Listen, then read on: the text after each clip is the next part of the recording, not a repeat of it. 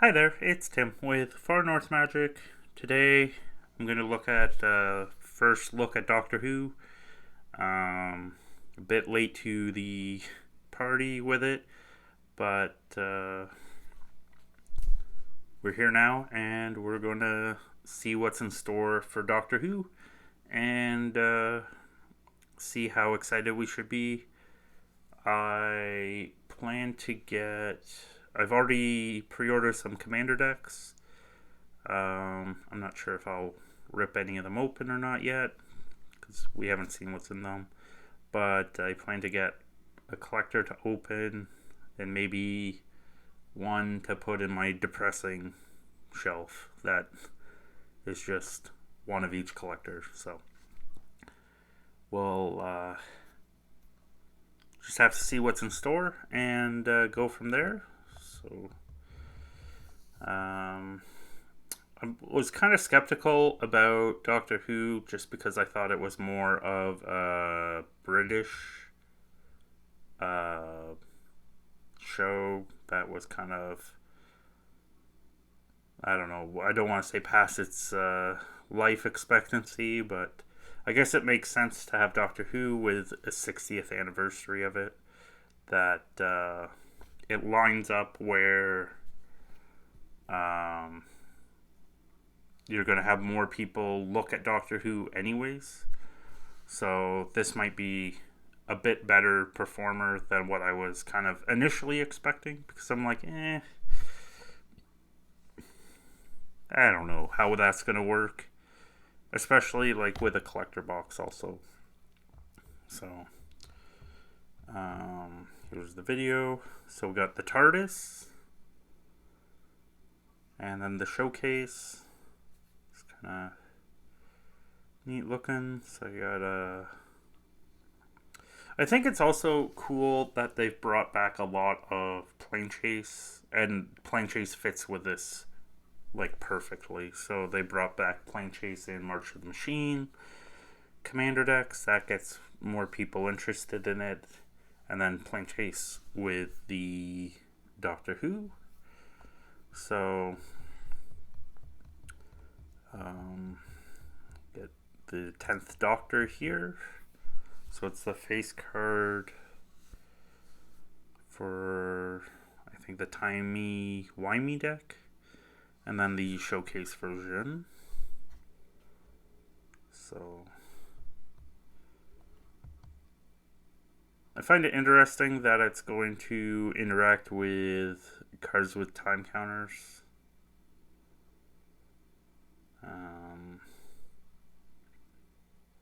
Because that could be good or bad depending on what new cards they also add that have interact with time counters. So then we got a Saga, Parting of the Ways, and then Exterminate. Interesting.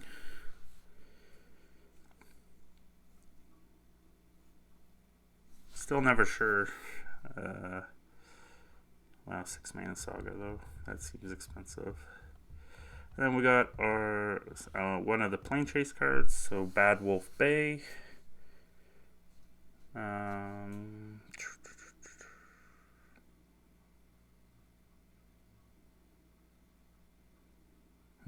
A flicker effect every combat. That's pretty nice.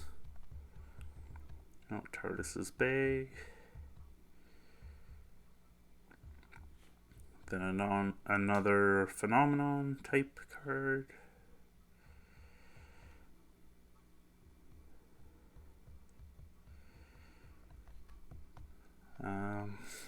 So it'll be interesting if any of the cards actually like cause ripples in Legacy or Vintage. I find it interesting that like they have been able to like get more and more cards to actually like it be impactful in those formats without the whole game being destroyed. But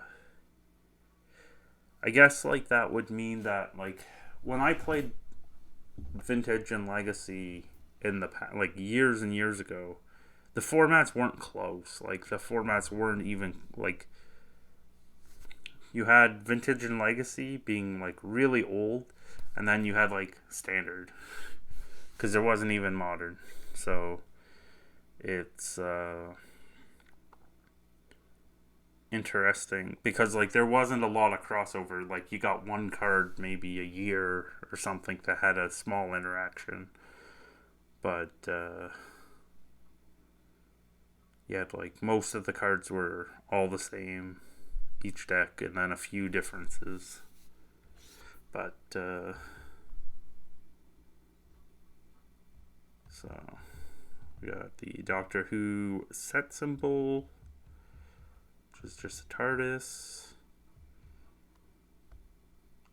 Almost surprised they didn't try and put some of it on Arena. Comes out. So there's a TARDIS promo event at MagicCon in Las Vegas. Then we got the debut on the 3rd of October. Then the previews 3rd to 6th. Then there's a Command Zone podcast October 11th. And then the launch on the 13th. Oh no, Friday the 3rd. I wonder if that's Friday the 13th. It's not a good day to launch. But, so I guess the people that are going to the Vegas MagicCon get a bit of a sneak peek ahead. And then we got 4 decks in this batch. So, they kind of did it in blocks of time. So, the first deck is Blast from the Past, which is the first 8 Doctors. So that seems like a long amount of time. First, like 25 years. So we got the 4th Doctor being one of the lead cards.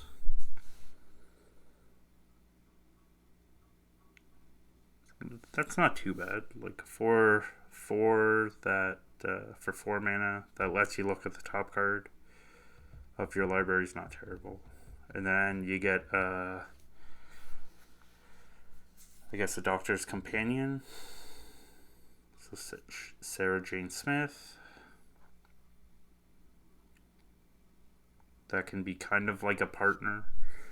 But I think they can go across Doctors. So that's kind of interesting what combinations you can build once you take the decks apart.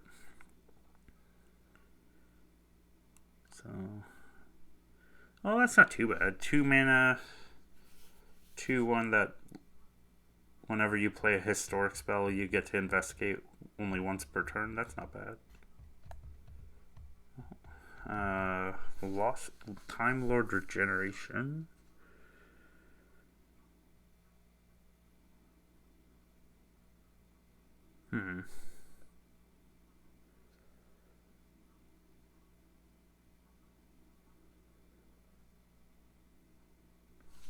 Interesting.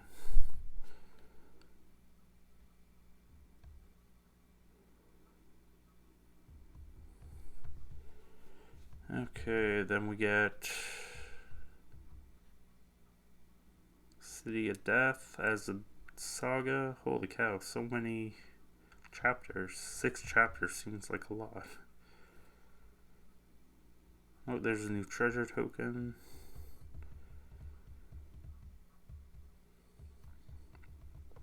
We got the Timey-Wimey deck. It's I want to say Jeskai. It's a blue-red-white deck. It's got the 10th Doctor. 9, 10, and 11. So this one's going to interact with Suspend and Vanishing counters, like time counters. Which is an interesting thing that they haven't done a whole lot with like adding and subtracting, really. Because they have like a Joyra's time bug to take one off a turn and a couple other things that interact with it. But nothing like, no major things to like break a, I don't know, Mox Tandalite or something. Got Rose Tyler as the companion.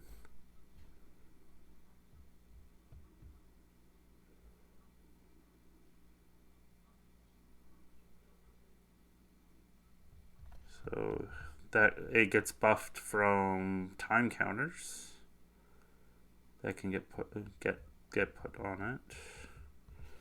Interesting.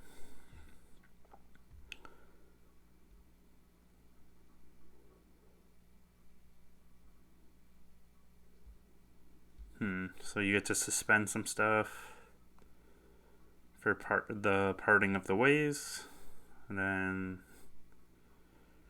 speed them up, and then kind of clear a path, maybe. Or I guess it only destroys that artifact, so that's not that helpful in clearing the path. The Face of Bow. I don't know who this character is. But it's kind of creepy. You can cast a suspend card from your hand. If you do, pay its suspend cost rather than the mana.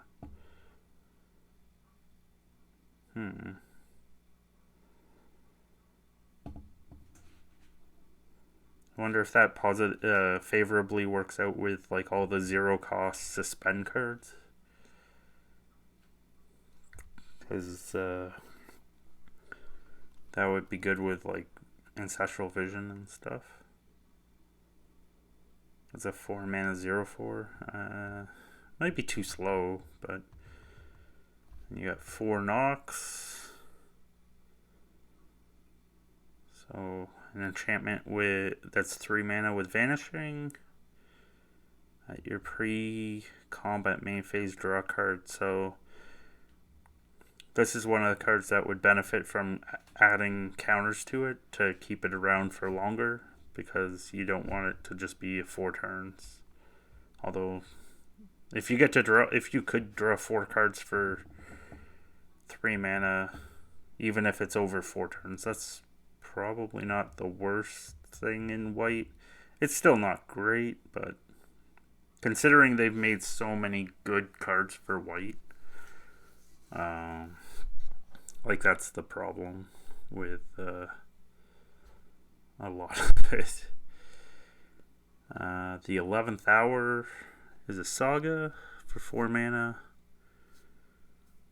Okay, so search for a doctor, create a food, and a human token. Oh, and doctors that comes into play with doctors cost 1 less. Create a copy token that's a copy of a creature except it's legendary alien named Prisoner Zero. Interesting.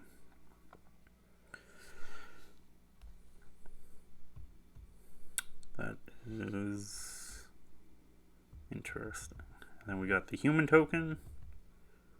It's kind of a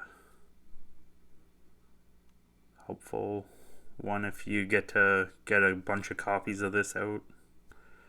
Then you can help speed up your commanders. Or I guess it could help pay the extra commander tax.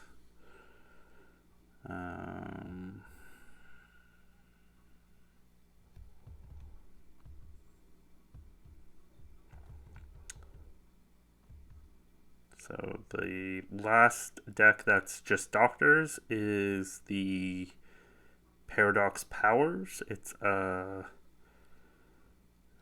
would say team order rug deck. It's a red, blue, and green deck.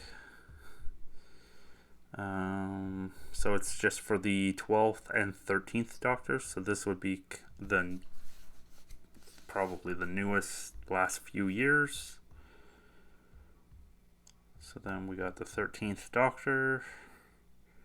It's a 3-mana 2/2 with Paradox. Whenever you cast a spell from anywhere other than your hand, put a 1/1 counter on target creature. It's kind of... It's not too bad. And then you got Yasmin Khan. 4-mana 3/3, so like a Hill Giant. But with tap, exile the top card of your library until your next end step. You can play it. So kind of that like impulse. Oh, I don't want to say impulsive draw. It's that weird exile draw type thing that red gets. It's not bad because it at least lets you. Oh, I guess it doesn't. Okay, that's just the next end step. So, I guess it works with the Doctor because you're casting it from exile, so that is helpful. Oh, this guy looks like a zombie. Oh, he's an alien zombie soldier. The Foretold Soldier. 4-mana 6/6. That's some beefy stats. You got Foretold Soldier. Must be blocked. Can't be blocked by more than one creature.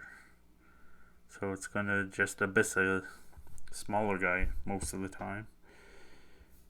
Deals deals damage, exile it face down. Okay.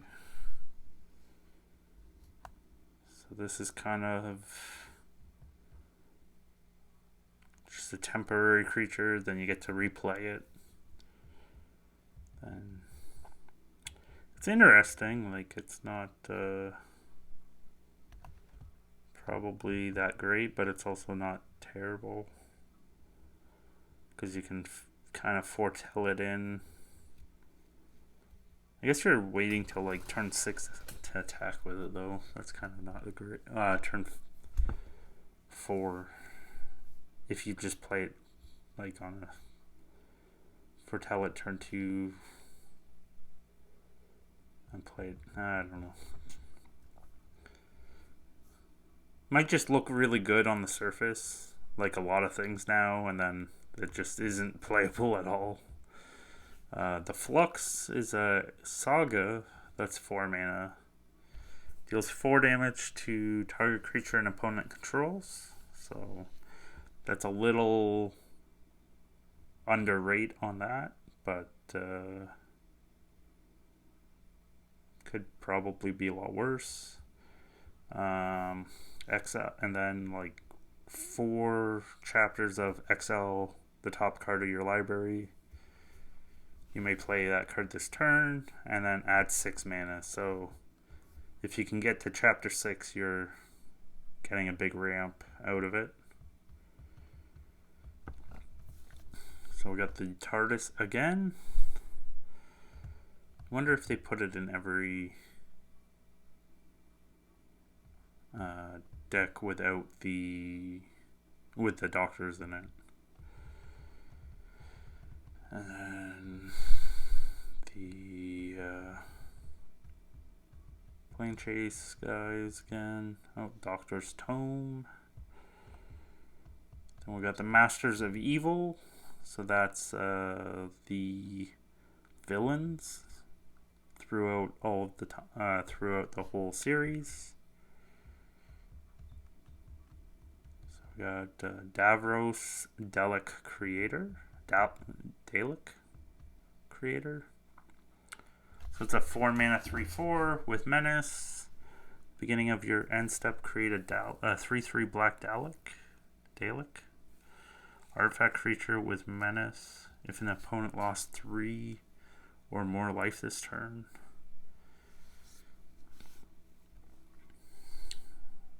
Then each opponent who lost 3 or more faces a villainous choice that you draw a card or that player discards. So that's not terrible because You play it, you get a token. You might be able to get him to connect with a person because he's got menace. And then you're getting some creatures. So that's not terrible, I don't think.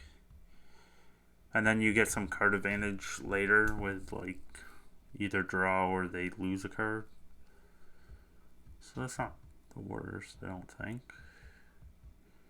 Exterminate. 3 mana. Destroy target creature. It loses. Its controller loses 3 life. But it's a sorcery. Replicate. Tap 2 untapped Daleks. You control. So when you cast a spell, you can copy it for each time you paid the tap 2 Daleks. So that could be a really, really strong card, even though it's like a sorcery speed card. Then we got Missy. 6 mana, 4/5. Whenever another non-artifact creature dies, return it to the battlefield, face down and tapped. It's a 2/2 Cyberman artifact. Each opponent faces a villainous choice. At the end step, each artifact creature you control deals 1 damage, or you draw a card and chaos ensues. So that's going to be a bit held back just because of the chaos thing. I guess the chaos thing is something, but if you don't play with Plane Chase, that kind of limits that part. But still, I don't know. I'm not a very good judge of commanders because it's like 6 mana, 4/5. It does some stuff. I'm not really. It's just like And then I get surprised, and I'm like, I should have known. So then the Valley Yard, 5 mana, 2 and a black, blue, and red for 4/5. If an opponent would face a villainous choice, they face that choice an additional time. While voting, you may vote an additional time. So helpful in some of those voting decks. I don't know what the colors are for those decks. It'd be interesting if the color of like some of those like Council's Dilemma and all these other decks like change because of like a card like this. We got the Saga in that deck, Death in Heaven. So we got first 2 chapters are mill 2 cards, while target player mills 2 cards, then exiles their graveyard, then put all creature cards exiled with it onto the battlefield face down under your control. They're 2/2 Cybermen artifact creatures. So that's interesting that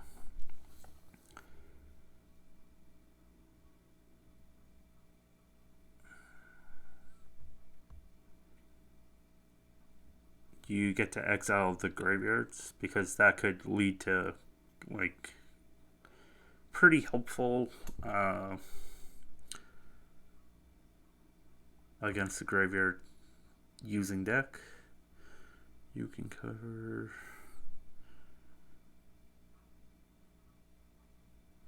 Okay. Doesn't look like Cybermen are like morph creatures. It just looks like they come back as a 2/2. So you get a bunch of 2/2s, but I'm not really too sure how excited a bunch of 2/2s are supposed to be.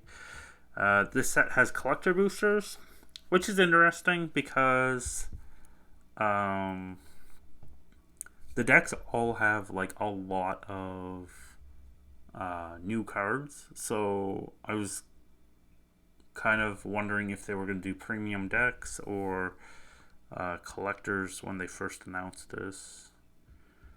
And I'm not sure how collectors are going to fare because, like, when I looked at, like, the amount of cards you get in them for, like, rares, it's like, it was like, you get, I think it was like 7 to 14 rares or something.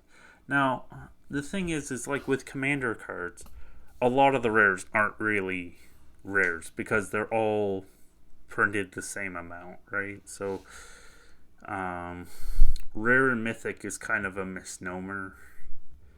So, like, if you get like 7 to even 7 rares in a collector pack, that's going to be like, isn't that more like uncommon at that point? So they are doing collector boosters. The nice part is at least they didn't jack these up. The way it looks like they're very much our basically a standard release pricing, and the commander decks are kind of the same as like Lord of the Rings and Warhammer started out at, like pre jack up price. Like when I was looking around at the stores in Canada, they're all like 250 to 280 for the most part in Canadian dollars. So that would be like around 200 and change in converting it to American. But I imagine it's cheaper in the States because it always is. So we got the Showcase TARDIS. Looks like Surge foils are back, which is interesting. It's gonna be curious to see what the drop rates of stuff are. So we got the 4th Doctor and the 10th Doctor in the Showcase, and then the 13th Doctor, and then the Allies. I'm gonna find it interesting to see if the showcases pick up because they look kind of cartoony, or if like they get opened up enough that like people just treat them as like the worst version. Because like that's one of the problems with with collectors is like a lot of collector boxes get opened and then you have like what should be the better, like the extended or the foils are worth less because they're barely sleeve playable. But like even I thought, okay, extended non-foil would have a premium, and like on some cards it's the same price. I'm like, holy cow, this is terrible. This is not good. And then they got the enemies in the showcase. I did find it interesting that they were doing serialized cards for this set. They did the Soul Rings and the One Ring in Lord of the Rings. So I guess I shouldn't have been too surprised. But they're doing the Doctors with 500 plus whatever number the Doctor is. So there's 504 of the 4th Doctor, 510 of the 10th Doctor. So I don't think that's going to really make much of a difference compared to like other cards that were out of 500.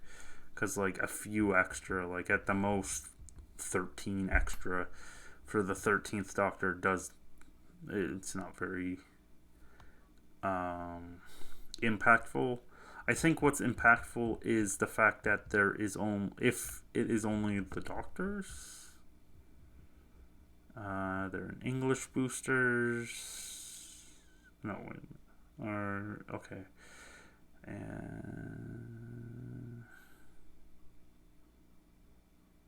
they're in anything, but only in English for serialized, non-serialized.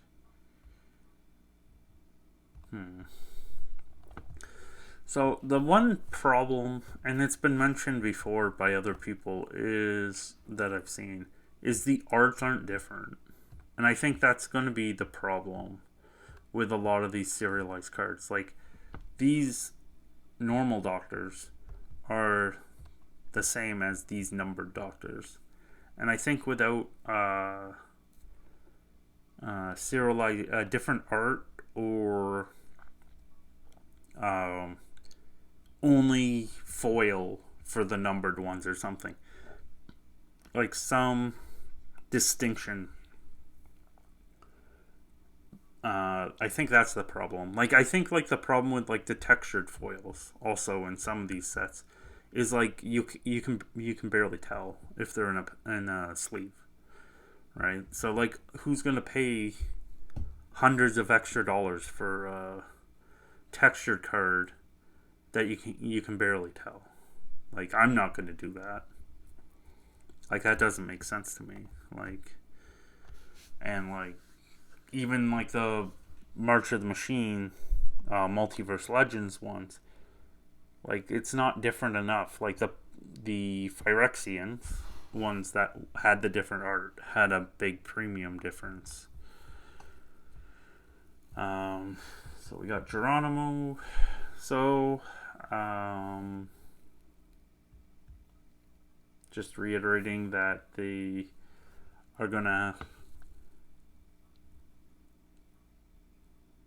have the release on the 13th.